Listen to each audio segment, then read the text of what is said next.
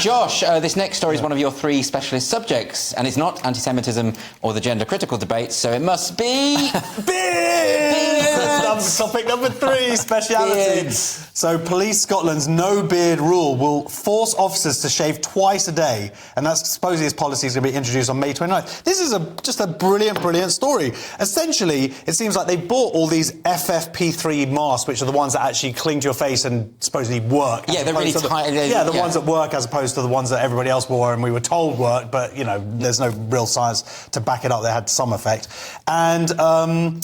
But because they spent all this money on these masks, they're still pushing through this policy, I guess, so they can seem to be but they're not going to using them. When are they going to have to wear these masks? I know, well, that's what's so ridiculous about it. But it's like they're sort of, the horse has bolted and they're sort of still going through with it. And, of course, a lot of police officers or have beards, policemen and women, yes, allowed to call them, and they don't want to shave their beards. So let me get this right. So they have to shave twice a day because even with stubble, the masks don't work. Yeah. But shouldn't, Nick? I mean, you're bearded as well. Thank you. It's a very nice beard, I should say. Do you use oil on that? Well, Lewis Schaefer said it was unattractive, but carry on. Yeah, but Lewis Schaefer is not the best assessor of these kind of things, aesthetic beauty, that kind of thing. I think you look very Adonis-like. Thank you. But could you tell me, whether you think policemen generally ought to be bearded, or does it kind of suggest a lack of dignity? They should be allowed to be bearded. This is absurd. The fact they're going to have to shave twice a day in some cases, absolute waste of time. And as you say, the women as well, especially being Scotland, with Sturgeon thinks men are women. So, who knows who's going to be... Everyone's going to be shaving,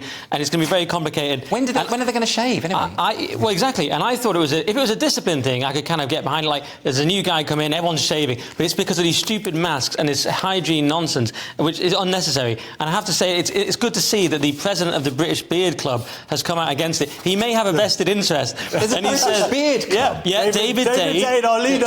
And he's coming. BBC. And he says a bearded man, especially one of authority, carries an air of relaxed friendliness. To be fair, he's a touch biased. He is the president of the Beard Club. He's right. He's absolutely right. He's not right, because actually I think studies show that people mistrust beards. They think you're trying to hide something. How dare you? I'm trying to hide my fat face. Oh, it's a double chin issue. Yes. And what about... and on a serious note, what about Muslims? Don't they have to have a beard? Yeah, and Jews. We have beards as well. I don't think you have to, though, do you? Well, rabbi, I mean, it's part of the look. It's part of the... That's what I'm going for. I'm trying to just look cleverer than I am. I'm not sure if Muslims, just to clarify, I'm not sure they have to, but there is something where...